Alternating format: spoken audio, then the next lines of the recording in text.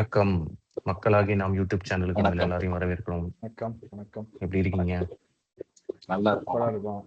Right. நல்லா இன்னைக்கு இன்னைக்கு நம்ம பேச போற விஷயம் வந்து ரொம்ப நாளா வந்து நம்ம சீரியஸான விஷயங்கள்லாம் பேசிட்டு இருக்கிறதுனால ஒரு கொஞ்சம் வேற டிஃப்ரெண்டான சப்ஜெக்ட், ஒரு லைட்டர் சப்ஜெக்ட் பேசலாம் அப்படின்னு இன்னைக்கு தமிழ் சினிமால ஒரு முக்கியமான டைரக்டர் அறியப்படுற மணிரத்னம் அவருடைய மௌனராகம் படம் இதோட இந்த ஆகஸ்ட் 15, 1986 ரிலீஸ் ஆச்சு. ஸோ ஆல்மோஸ்ட் 40 இயர்ஸ் ஆயிடுச்சு இன்னைக்கு ரிலீஸ் ஆகி. 40 இயர்ஸ் ஆனாலும் இன்ன வரைக்கும் அந்த படத்தை நம்ம எத்தனை தடவை பார்த்தாலும் அது ஒரு ஃப்ரெஷ்ஷாகவே நமக்கு இருக்கும். நிறைய பேருடைய ஃபேவரட்டான படம். நீங்க பெரிய பெரிய செலிபிரிட்டிஸ், சினிமா லவர்ஸ், ரைட்டர்ஸ் யார்கிட்ட போய் கேட்டாலும் அவங்க ஒரு 5 படம் 10 படம் ஃபேவரட் மூவிஸ்னா அதுல எப்படியாவது ஒரு இடத்துல மௌனராகம் வந்துடும். ஸோ அந்த படத்தை பத்தி பேச போறோம். நமக்கு என்னென்னலாம் பிடிச்சிருக்கு, நமக்கு என்னென்னலாம் அந்த படத்துல வந்து இன்னும் மறக்க முடியாத விஷயங்கள் எல்லாம் பத்தி கொஞ்சம் ஜாலியா டிஸ்கஸ் பண்ணுவோமேன்றதுதான். சொல்லுங்க, உங்களுக்கு மௌனராகம் தியேட்டர்ல பாத்தீங்களா இல்ல டிவில பாத்தீங்களா? சொல்லுங்க, ஃபர்ஸ்ட் அதை பத்தி சொல்லுங்க. மௌனராகம் படம் மாப்பிள்ள நீங்க பிறந்திருக்க மாட்டீங்க. அந்த சமயத்துல எல்லாம் அவ்வளவா நாங்க தியேட்டருக்கு போறதில்ல. அது இந்த ரொம்ப கம்மி தான். அப்ப நம்மளுமே 6 வயசு, உனக்கு 4 வயசு. சோ இப்ப இருக்கிற பொதிகையில தூர்தர்ஷன் அந்த பழைய காலத்து மண்டல ஒளிபரப்புல வந்து படம் வரும்போது பார்த்தோம். ஆனா அந்த சமயத்துல வந்து அந்த படம் அப்படி எனக்கு ஒன்றும் பிடிக்கல. ஏன்னா அந்த ஒரு என்னமோ என்னடா இது போகுது அப்படிங்கிற மாதிரி இருந்துச்சு. அந்த கார்த்திக் வர சீன் மட்டும் கொஞ்சம் இன்ட்ரெஸ்டா போகும், கொஞ்சம் விறுவிறுன்னு போகும். ஆனா அதுக்கப்புறம் அந்த கொஞ்சம் ஸ்கூல் முடிச்சதுக்கு அப்புறம் காலேஜ் படிக்கும் போது இந்த கேபிள் டிவி எல்லாம் வர ஆரம்பிச்சதுக்கு அப்புறம் அந்த படம் பார்க்கும்போது தான் ஆஹா அப்படி சூப்பரா இருக்கே அப்படின்னு அதுக்கப்புறம் நம்ம அந்த படத்தை பார்த்து ரசிச்சோம். இந்த படத்துல ஒரு அந்த காம்போ இருக்கும். மணிரத்னம் டைரக்டர், பி.சி. ஸ்ரீராம், தோட்டாத்தரணி, அந்த எடிட்டிங் கூட லெனின் வி.டி. விஜயன். அது ஒரு செட் ஆஃப் பீப்புள். அந்த பீப்புளோட நிறைய சக்சஸ் மூவி கொடுத்த ஒரு க்ரூ டீம் அது. அதுல அப்பா அந்த காலத்துல இசைனால இளையராஜா அப்படி. எனக்குலாம் அந்த சின்ன வயசுல இசை அப்படின்னாலும் யாருக்கு இளையராஜான்னு வாயில வந்துடும். அவ்வளவு படங்கள் அப்படின்னாலும். ஆனாலும் மணிரத்னம் படம் போகும்போது கொஞ்சம் ஸ்பெஷலா இருக்கும் மியூசிக். அதுல ஒரு 5 பாட்டு இருக்குமானே. அது பாட்டு எனக்கு எல்லா பாட்டுமே அதுல ஹிட் தான். அந்த படம் ரொம்ப, அதாவது மணிரத்னத்துக்கு இது ஃபர்ஸ்ட் அவரை பல்லவி கன்னடத்துல பண்ணாரு. அப்புறம் இன்னொரு மலையாள படம், தமிழ்ல 2 படம் பண்ணாரு. பகல் நிலவு, அப்புறம் இதே கோவில். இதே கோவில். பகல் நிலவு கொஞ்சம் ஒரு மாதிரி வித்தியாசமா இருக்கும். பட் கதை, திரைக்கதை, வசனம், டைரக்ஷன் ஃபர்ஸ்ட் பண்ணது மௌனராகம் தான். மணிரத்னம் ஆஸ் அந்த ஃபுல் டைரக்டர் வெளியில வந்தது அந்த படம் தான். அவருக்குரிய ஏன்னா இப்பயும் நீங்க அந்த படத்தை பாத்தீங்கன்னா சில ஷார்ட்ஸ், ஏன்னா பி.சி. ஸ்ரீராமோடய அது ஃபர்ஸ்ட் படம். அதுக்கு முன்னாடி பாலு மகேந்திரா கூட பண்ணாரு. அப்புறம் அந்த மலையாள படத்துக்கும் பகல் நிலவுக்கும் ஒரே சினிமாட்டோகிராஃபர். இதே கோயிலுக்கு வேற, ஏன்னா அது கோவை தம்பியோட படம், அதுக்கு வேற தம்பி. ஆமா, வேற வருது. பட் இதுலதான் பிசியோட ஃபர்ஸ்ட். அதுக்கப்புறம் நாயகன் பண்ணாரு. வரிசையா 2-3 படம் பிசியோட பண்ணாரு. சோ அந்த ஷார்ட்ஸ் எல்லாமே பாத்தீங்கன்னா ஒருமே பளிச்சுன்னு இருக்கும். 86ல இப்படி எடுத்திருக்காங்கன்றது கிளீனா இருக்கும். டெல்லியில அந்த அபார்ட்மெண்ட்ஸ் காட்டுறவங்க மோகன் தங்கி இருக்கிற ஒரு அர்பனைஸ்டு மூவி தான். ஈவன் நீங்க இதுலயுமே பாத்தீங்கன்னா ரேவதி இருக்கிற வீட்லயுமே பாத்தீங்கன்னா அந்த தோட்டாத்தனையோட ஆர்ட் டைரக்ஷன் சின்ன சின்ன பாய் மாதிரி அந்த ரூம்ஸ்ல எல்லாம் போட்டு அதுல ஒரு ரேவதியோட சின்ன வயசு போட்டோ வச்சிருப்பாங்க அந்த வீட்டுல. அந்த வே தே அரேஞ்ச் திங்ஸ் அது மாதிரி டெல்லிலயும் பாத்தீங்கன்னா அப்படிலாம் வீடு இருக்கா அப்படின்றது நமக்கு ஒரு இப்ப இருக்கிற ஒரு மாடர்ன் வீட்டு மாதிரி தான் இருக்கும். அவ்வளவு நுணுக்கமா பார்த்திருப்பாங்க, ரசனையாவும் இருக்கும். அபார்ட்மெண்ட் ஸ்டைல் வீடுல வந்து ஐ திங்க் ப்ராப்ளி மௌனராகத்துல தான் நம்ம அந்த மாதிரி எல்லாம் பாத்துருக்கோம் இல்லையா? அந்த அதாவது நான் சொல்றது அப்ப டெல்லியில இருந்திருக்கோம். அப்ப டெல்லியில இருந்திருக்கோம். டெல்லியில அபார்ட்மெண்ட்ஸ் இல்ல, இந்த வில்லா ஹவுசஸ், கேட்டட் கம்யூனிட்டி அந்த மாதிரி ஒரு கான்செப்ட்.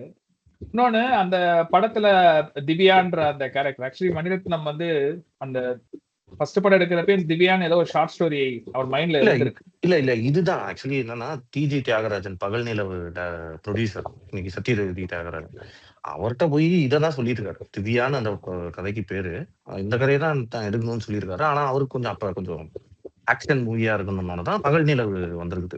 சோ பேசிக்கலி இதுதான் அவருடைய ஃபர்ஸ்ட் படமா எடுக்க வேண்டியது தமிழ்ல. அது மாதிரி அதுல அந்த இவர் எம்பிஏ, அந்த ஹீரோ சந்திரகுமார் கேரக்டர் ஒரு எம்பிஏ. 86ல எல்லாம் எவ்வளவு பேருக்கு டெல்லியில படிச்ச எம்பிஏ, எவ்வளவு பேருக்கு எம்பிஏ இன்ன வரைக்கும் 90s தாண்டி 2000 கிட்ட வரும்போது எம்பிஏன்னு படிப்பு இருக்குன்னே தெரியும். ஸோ அந்த main characters Chandrakumar, Divya, of course Manohar, Karthik அந்த சந்திரமௌலி. intro ஆகுற ஆமா அந்த intro ஆகுறது அவ்வளவு ஒரு வைப்ரண்டான ஹீரோ. அந்த ஒரு 15 மினிட்ஸ் வருவாரா 15-20 மினிட்ஸ் வருவார்னு நினைக்கிறேன் படத்துல கார்த்திகோட. அவ்வளவுதான், பட் தூக்கி சாப்பிடுவாரு. One of the best movies of Karthik. ஆமா, அதாவது கிரேட்டஸ்ட் கேமியோஸ் அப்படின்னு ஒரு தமிழ் சினிமால ஒரு 5 எடுத்தோம்னா ஐ திங்க் ஒன் ஆர் 2 பிளேசஸ்ல அந்த கார்த்திகோட ரோல் வந்து இருக்குன்னு நினைக்கிறேன். அதாவது அது பார்த்து ஃபுல் எனர்ஜில இருப்பாப்ல. செம்மையா இருக்கு. ஆமா. அதுல கார்த்திகோட நடிப்பு அப்படி இருக்கும். அவ்வளவு நேரம் இந்த மெதுவா ஒரு மியூசிக் போட்டுக்கிட்டு இருந்த இளையராஜா கார்த்திக் வந்தோடனே போயிடுவாரு வேகத்துல. இல்ல அந்த சீன் ஃப்ளோவே பாத்தீங்கன்னா, இவ ஃபர்ஸ்ட் அந்த திவ்யாவோட இன்ட்ரோடக்ஷன் ஆகட்டும், அதாவது பொண்ணு பார்க்க வர போறாங்க, இவ லேட்டா வரா வீட்டுல வந்து இது பண்றப்ப மோகன் அந்த ரூம் செட்டிங்கே ஒரே ஒரு லைட் நடுவுல, இந்த பக்கம் மோகன் வந்தோடனே உட்காரு அப்படின்பா. அதுக்கு முன்னாடி வந்த தமிழ் படங்கள்லாம் பாத்தீங்கன்னா இந்த மாதிரி ஒரு பொண்ணு பார்க்கறதுனா வந்து கீழே உட்காரணும் நின்னுட்டு அந்த மாதிரி இதெல்லாம் உடைச்சது. மேபி நம்ம ஒரு few weeks back அந்த பாக்கியராஜ் மூவி பத்தி பேசணும், அதுல அது Bhagyaraj style of film making. இது மணிரத்னமோடது வந்து அந்த உமனுக்குரிய அந்த ஸ்பேஸ் கொடுத்து எல்லாத்தையும் அவதான் பேசுவா. எனக்கு இது இல்ல எனக்கு நான் சொல் பேச்சு கேட்க மாட்டேன், திமிர் பிடிச்சவ வரிசையா சொல்லுவா. மோகன் சிம்பிளா வந்து எனக்கு உன்னை பிடிச்சிருக்கு அப்படின்னு போயிடுவாரு. அப்புறம் டெல்லி போயிடுவாங்க. டெல்லி போனோடனே அவனுக்கு வி.கே. ராமசாமி ஒரு இன்ட்ரெஸ்டிங் கேரக்டர். அவரு என்ன நீ வெளியில கூட்டு போய் வாங்கி கொடுன்னு, எனக்கு டைவர்ஸ் வேணும் அப்படின்பா. வீட்டுக்கு அந்த ஒரு கிஃப்ட் ராப்ல பண்ணி கொண்டு வரும். அப்பதான் அந்த பிளாஷ்பேக்குள்ள போகும். அந்த சீனே பாத்தீங்கன்னா அந்த ஒரு ரூம் எல்லாமே ஆல்மோஸ்ட் ஒயிட் பேக்ரவுண்டா தான் இருக்கும். அப்படியே போய் அந்த சவத்துல ரேவதி சாயிரமா கட்டி ஒரு சின்ன லைட்டிங், அப்படியே அந்த இளையராஜாவோட அந்த ஃபேமஸ் அந்த கீபோர்ட் மியூசிக் அதுலதான் அது மெதுவா வரும். அந்த கரெக்டா என் மனசு என்கிட்ட இல்ல அப்படின்னு சொல்லி முடிக்கிறப்ப கார்த்திகோட அப்படியே மியூசிக் மாறும். ஆமா, அது வந்து ராஜா மான் துள்ளி ஓடுற மாதிரி. நீங்க ராஜா மட்டும் 4 ஸ்டெப் ஓடி அப்படி ஒரு ஜம்ப் பண்ணும், 4 ஸ்டெப் ஓடி ஜம்ப் பண்ணும். நீங்க அந்த மியூசிக்கை கனெக்ட் பண்ணீங்கன்னா அப்படிதான் இருக்கும். இல்ல மணிரத்னம் படத்தை பத்தி பேசுறப்ப, எஸ்பெஷலி ராஜா மியூசிக் படம் பத்தி பேசுறப்ப, மணிரத்னத்தை பத்தி பேசுறதா ராஜாக்கு ஜம்ப் ஆகி போயிடலாமான்ட்டு ஒரு எக்ஸைட்மெண்ட் ஆயிரும். இல்ல அந்த படத்தோட மியூசிக் மறுபடியும் பால்கி கேட்டு தன்னோட இன்னொரு படத்துல வச்சுக்கிட்டாரு, ஹிந்தி படத்துல. இந்த செட் ஆஃப் பால்ஸ் அது கேட்டுதான் வாங்கி வச்சுக்கிட்டாரு. அவர் அவ்வளவு பிடிக்கும் எல்லா பட்டுமே. அது மட்டும் எல்லாமே சிம்பிளா, ஐ மீன் படம் எடுத்தது ஃபுல்லா சென்னை தான். சில சீன்ஸ் மட்டும் அந்த டெல்லி பாட்டு எடுத்தாங்க. அந்த ட்ரெயின் சீக்வன்ஸுமே ஃபுல்லாலாம் டெல்லிலாம் கிடையாது, பெங்களூர்ல எடுத்திருக்காங்க, 2-3 இடத்துல எடுத்திருக்காங்க. அந்த தாஜ்மஹாலுக்கு வந்து பெர்மிஷன் கிடைக்கல. சோ தாஜ்மஹாலோட பேக் சைட்ல போய் தான் அது இது பண்ணிருக்காங்க. அது பிசி ஸ்ரீராம் கேமரா வழியா பார்த்ததுனால நமக்கு அப்படி இருக்காங்க. நேரா போய் பார்த்தா குப்பையும் குளமா தான் இருக்கும் அந்த இடம். ஸோ அது மாதிரி சிங்கர்ஸ் பாத்தீங்கன்னா ஒன்லி எஸ்பிபி அண்ட் ஜானகி. எப்பவுமே பெருசா அழட்டிக்க மாட்டாரு. இல்ல அதுல இந்த ஜானகியை பத்தி சொல்லணும். ஃபர்ஸ்ட் இன்ட்ரோ சாங் ரெகுலரா ஒரு ஹீரோயின் இன்ட்ரோடக்ஷன்ல இருக்கிற மாதிரி இருக்கும். அந்த கடைசியில அந்த மோகன் கிட் மேலையும் அவளுக்கு ஒரு லவ் வர ஆரம்பிச்சிடும், ஒரு வந்துடும். ஆனா அதை வெளியே சொல்லாம இருப்பான். அப்ப அந்த இதுல வந்து ஜானகியோட பணிவில அந்த இது அடுத்த பாட்டு சின்ன சின்ன வண்ண போய் அதுல வாலி ஸ்கோர் பண்ணிருப்பாரு. மங்கைக்குள் காதல் வெள்ளம் கங்கை போல் ஊறப்பட்டு. அதாவது இத்தனை நாள் வரைக்கும் உன் மேல எனக்கு ஒரு காதல் லவ்வே இல்லை, இப்ப வந்துருச்சு. ஆனா சொல்ல முடியாம தவிக்கிற அந்த சாங் சீக்வன்ஸ், எல்லா சாங் சீக்வன்ஸ் ஆகட்டும், சாங்கோட லிரிக்ஸ் ஆகட்டும், மியூசிக் கேட்கவே வேணாம், எல்லாமே அந்த படத்துல அப்படி செட் ஆகி இருக்கும். அது கடைசி வரைக்கும் கொஞ்சம் இருக்கிற மாதிரி தான் இருக்கும் அந்த மோகன் அவ அக்செப்ட் பண்ணி போறது. இல்ல நமக்கு வந்து ரேவதி மேல வந்து சமக்கோ வரும், ஏன் அந்த எவ்வளவு பொறுமையா ஹேண்டில் பண்றேன், ரொம்ப பண்ணுது இந்த பொண்ணு அப்படின்னு தோணும். அப்புறம் போக போக மோகன் மேல செம கடுப்பா வரும். சரி அவதான் மன்னிச்சு இது பண்ணிட்டால, போக வேண்டியது. அதுல மோகன் வந்து அவள்னால பேசாம இவன் என்ன பண்ணாலும் பொறுத்துக்கிட்டு இருப்பான். அவங்க அப்பா அம்மா வந்து அன்னைக்கு வேற மாதிரி பிஹேவ் பண்ணுவான், எரிஞ்செரிஞ்சு விழுவான், திட்டி பேசுவான், எல்லாம் பண்ணுவான். நமக்கு அப்ப ரேவதியோட ஃபீல் நம்ம வந்து ரேவதியோட தான் டிராவல் பண்ணுவோம். நமக்கு என்னடா இன்னைக்கு போய் இப்படி பண்றான் அப்படின்னு இருக்கும். அவங்க அப்பா அம்மா போனதுக்கு அப்புறம் கேட்பான், ஏன்பா 2 வார்த்தை சிரிச்சு பேச, எங்க அப்பா வேற ஹார்ட் பேஷண்ட், சிரிச்சு பேசக்கூடாதா அப்படிங்கும் போது அப்பா அவன் சொல்லுவான், எனக்கு கூட சிரிச்சு பேசணும்னு ஆசைதான், நாளைக்கு நீ டைவர்ஸ் ஆகிட்டு போகையில இப்படிப்பட்ட கணவனோட இருக்கிறத விட நம்ம வீட்டுல இருந்து போகுதுன்னு உன்னை ஆசையா அவங்க வச்சிருக்கல, அதுக்காக தான் அப்படி இருந்துப்பான் அப்படின்னு சொல்லுவான். நமக்கு அப்படியே மோகன் எங்கேயோ போயிருவான் அந்த ஒரு சீன்ல. நிறைய ஃபெமினிஸ்ட் கைண்ட் ஆஃப் மூவி கூட சொல்லலாம். நிறைய சரியான வார்த்தையான்னு தெரியல. ஏன்னா அந்த டயலாக்ஸ் எல்லாம் சிலது ரொம்ப ஷார்ப்பா இருக்கு. அந்த பொண்ணு பார்க்க வர டைமுக்கு எல்லாரும் பேசுவாங்க, பிடிச்சிருக்கு பிடிச்சிருக்கு, மோகன் ஓகே சொல்லிடுவான்னு அப்பா எக்ஸைட் ஆவாரு, தங்கச்சி அண்ணன். அப்ப அந்த மருமக மட்டும் சொல்லுவா, எல்லாரும் கேட்டீங்களே திவ்யாக்கு பிடிச்சிருக்கான்னு கேட்டீங்களா அப்படின்னு. உடனே அவங்க அப்பா வந்து கேட்பாரு, அவரு நான் கவர்மெண்ட் சர்வன்ட்மா ரிட்டையர்மெண்ட்டுக்குள்ள இருந்தோடனே, அப்ப வரதட்சணை இல்லாம வந்தா என்னை தள்ளி விட்டுருவீங்களான்னு அது ஒரு அடியை போடுவாரு பலார்னு கண்ணத்துல. அப்புறம் அடுத்து வந்து கல்யாணம் முடிச்சுட்டு அவங்க அப்பா உடம்பு சரியில்லைன்னு சொல்லி கடைசியில ஒத்துப்பா, கல்யாணம் ஆயிடும். ஆக்சுவலா கல்யாணம் ஒத்துக்க மாட்டா. அவங்க அப்பாவுக்கு அந்த ஹார்ட் ப்ராப்ளம் வந்து அதுக்கப்புறம் ஒத்துப்பா. கல்யாணம் முடிஞ்சதுக்கு அப்புறம் ஃபர்ஸ்ட் நைட்ல போறதுக்கு இது பண்றப்ப வந்து, ஏமா இதே நேத்துனா நேத்து இதே மாதிரினா நேத்து வேற யாருனே தெரியாத கூட நீ அனுப்பிச்சிருப்பியா. அதெல்லாம் பயங்கர ஷார்ப்பா இருக்கும் டயலாக்ஸ் எல்லாமே. ரொம்ப மினிமலா இருக்கும். ஆனா வந்து sharp. I mean of course எல்லா மணிரத்னம் படம் மாதிரியும் அது இல்ல. மத்த மணிரத்னம் அதுக்கப்புறம் தான் அவரு சுஹாசினி கல்யாணம் ஆகி பேச்செல்லாம் குறைச்சிட்டாருன்னு நினைக்கிறேன். டைலாக்ஸ் எல்லாம் ரொம்ப குறைஞ்சிச்சு. இதுல எல்லாம் கொஞ்சம் இதுலயும் கொஞ்சம் கொஞ்சம் தானே இருக்கும். இல்ல கம்பேர்ட் டு தளபதி எல்லாம் இது டைலாக்ஸ் ஓரளவுக்கு கொஞ்சம் பெருசாவே இருக்கும். திருக்குறள் ரேஞ்சுக்காக இருக்கும். இதுல அந்த மெயினா அந்த டைலாக் தான். அவன் ஆசையா வந்து கையை பிடிப்பான், நீ தொட்டா எனக்கு கம்பளி பூச்சி ரொம்ப இருக்குமா. அடுத்த அவன் அந்த லவ் வந்துரும், கையெல்லாம் உடச்சி இது பண்ணுவான், நான் பாத்துக்கிறேன் அடிப்பா, என்னைய தொட்டாதான் அந்த கம்பளி பூச்சி ரொம்ப இருக்கும், சரக்குன்னு குத்திடுவான். ஆமா, திருப்பி கொடுக்கணும்ல, திருப்பி கொடுத்துருவான். அதெல்லாம் அதுல இன்னொன்னு என்னன்னா, இந்த படத்துல வந்து சுஹாசினி தான் ஃபர்ஸ்ட் ஹீரோயினா கேட்டாங்களாம். சுஹாசினி ரேவதி ஒரு இன்டர்வியூல சுஹாசினி சொன்னது, நல்ல வேலைடா சாமி. இல்ல ரேவதி அதுக்கு பர்ஃபெக்ட் ஃபிட். அந்த சின்ன பொண்ணு அந்த கேரி பண்றது எல்லாத்துலயும் பர்ஃபெக்ட்டா இருந்திருக்கும்.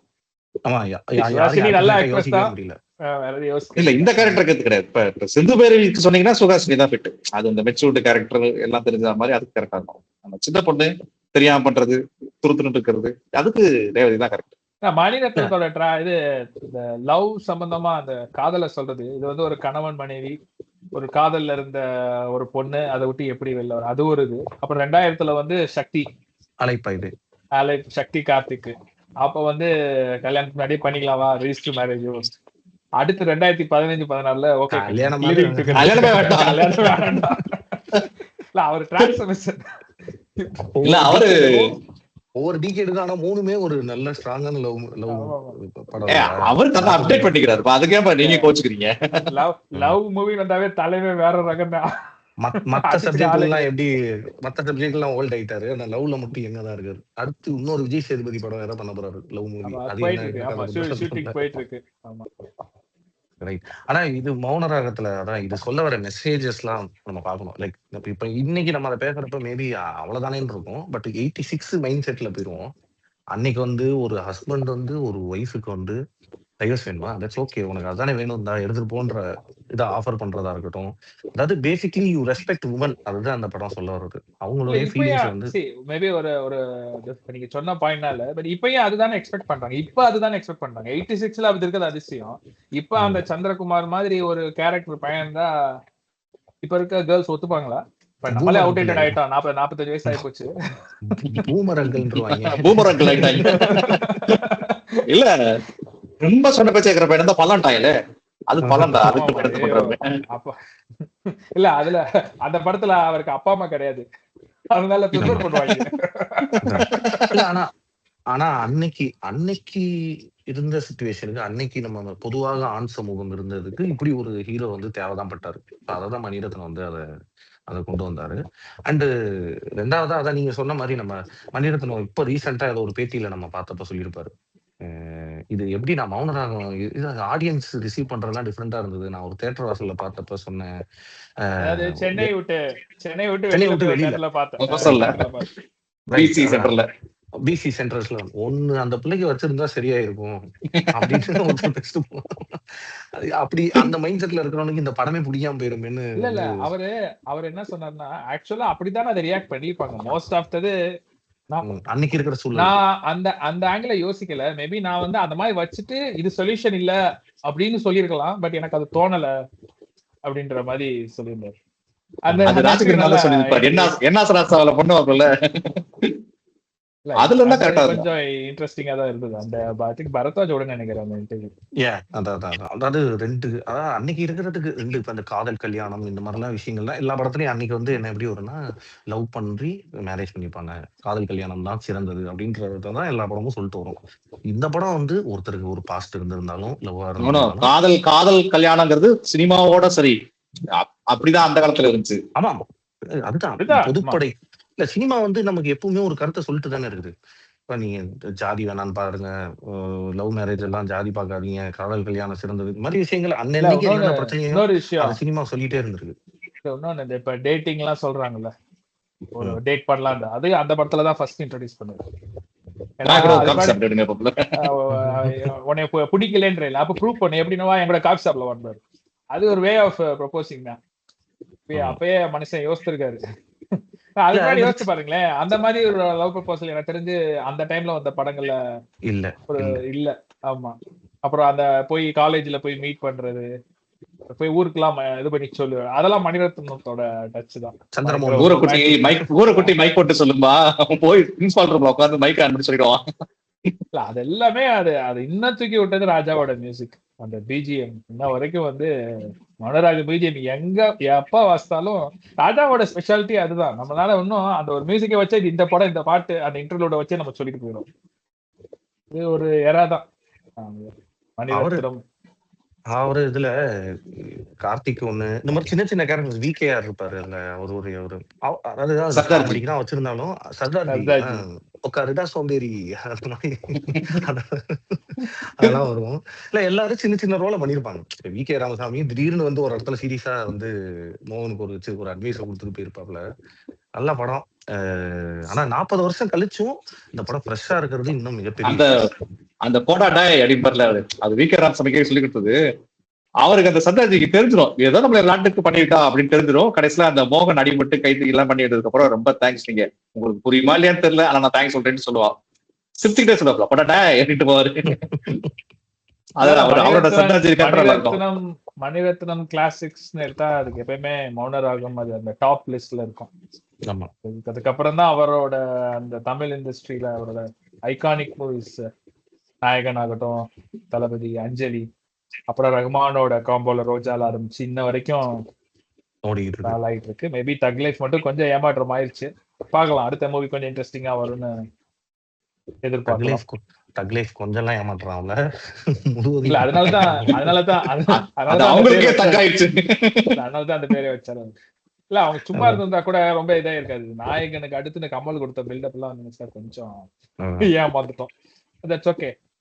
திரும்ப மணி ஒரு கம்பேக் கொடுப்பாருன்னு ரைட். அதான் நம்ம சொன்ன மாதிரி அதான் ஆரம்பத்திலே நம்ம சொன்ன மாதிரி இன்னொரு லவ் படம் எடுக்கிறாரு. மேபி இந்த டிகேடுக்கான ஒரு நல்ல லவ் படமா கொடுப்பாருன்னு நம்பி அடுத்த வீடியோல வேற ஒரு நல்ல டாபிக்கோட வேற ஒரு டிஃபரெண்ட் ஜானர்ல நம்ம சந்திப்போம். அதுவரை நன்றி, வணக்கம்.